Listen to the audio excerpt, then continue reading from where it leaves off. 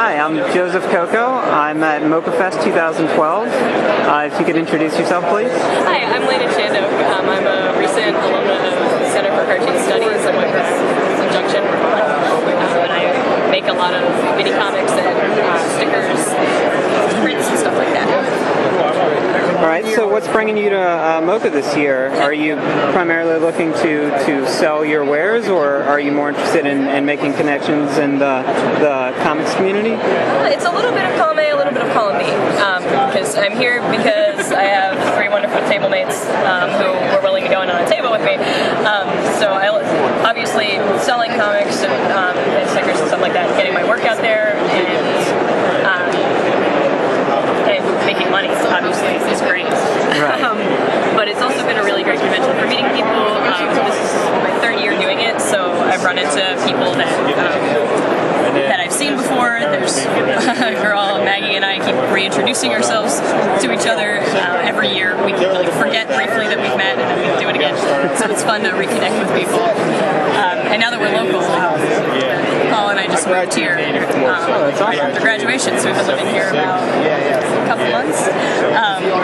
And so yeah, it's fine. So it's fun to meet people who are local and say like, oh, okay, so you're out of Manhattan, I'm out of Brooklyn, we should meet up, have a coffee sometime. Maybe, what do you do? What do I do? So yeah, it's been great. From your experiences, is it worth it moving to New York to try to promote your work? And yeah, I mean, I'm just getting started, so I don't know that I can make a definitive, like, it's immediately worth it, and money just rolls in the door, and I just don't even know what to do. Everyone, come to New York. I mean, yeah, I'm a comic artist and a teacher, so I'm just rolling in it. But it's been really interesting. There's a lot of stuff to be exposed to. There are a lot of freelance jobs available. There's some opportunities available that wouldn't be necessarily readily available in other cities.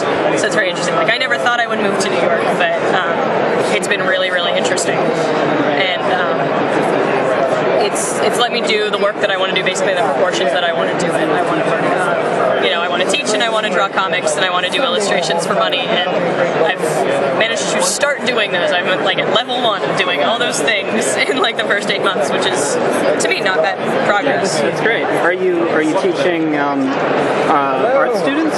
Or? I teach actually also with Paul Schwartz, whose prints these are right now. We teach in an after-school program. So we teach kids, we're not quite in Harlem, almost in Harlem. We teach kids after school a variety of subjects, but our favorite thing to teach is comics, art-related classes. So we're doing an anthology with our comics class right now. We're very excited we're going to see how it turns out. We're going to do it start to finish. They've been thumbnailing, they're starting on their pencils. We're going to have them ink and print it and bind it themselves. And fingers crossed, it'll be really good. And it's going to be published? I mean, it's going to be published on a copier, so, zine style, old school style. Yeah. No, that's great that you're organizing something like that. Yeah, it's a fun job. It's really interesting to see what kids come up with, because in a lot of ways they're not as inhibited. Like, they get really excited about learning new stuff. They're excited to try new things once they learn about them. And I feel like there's a lot of really interesting comics from kids and young adults coming out, especially in the last couple of years. So it's fun to be able to say, this is my favorite book, you have to read this. Or, have you guys done this one? Let me show you this page and stuff like that. It's really fun to share that with someone. Would you say that kids are your target audience then? For some things, because I really like my Yeti stuff is all pretty kid friendly, and I really like to do that. And most stuff I gravitate towards all ages, and young adult is maybe the genre that I want to hit the most. But then I also really like pinup art and it was amazing. Sex education and stuff like that. I think that's a really important thing to be talking about. So I'm still figuring out how to work that into the comics that I'm doing. I do a lot of girly drawings and stuff like that maybe isn't always appropriate. That's amazing. Yeah. I keep them pretty separate, like everything. No kids are coming up to the table being like, what's this? But yeah, I think that there are obviously lots of artists who incorporate all of those things into their work and are able to keep it balanced. Yeah, of course. So would you say MoCCA is a good convention to promote yourself if you have more of a if you're trying to target a younger audience? Yeah, I mean, I think it's a great show for both. I feel like with any weekend indie con, it always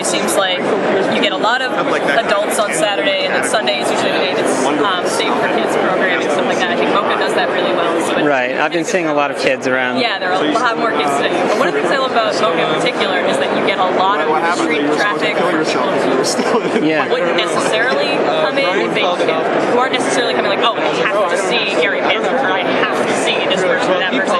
You know, they're the special guest, or I have to go over and buy a Loch Ness Monster sticker right now, or something like that. There are people who are just like, what's going on? I'll just come in and check it out. And so you get a wide age range, so you get a lot of people who aren't necessarily there for one particular comic, but they're interested. They're Right, so they're more inclined to look around and they might notice you. Yeah, and you also get, a bunch of hardcore fans that are really interested in talking to you. So you get a really good mix of people. I think it's a good show. Okay. Finally, is there anything you'd like to promote? Yeah, sure. I'll show you my short story collection. That's all right. I have a book called Leftovers or Good Luck. And this is just a bunch of short stories that I've done in the last couple of years. So the cover's a fridge. When you open it up, in the fridge section, there are short stories that range in length from 1 to 8 pages, and they're in a couple different styles.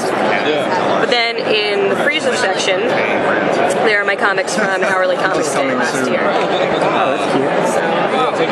Yeah, I like to do different styles of bookbinding and things like that. I like to do books that don't look like books. So I have like a fridge book, I have an iPod book, that kind of thing.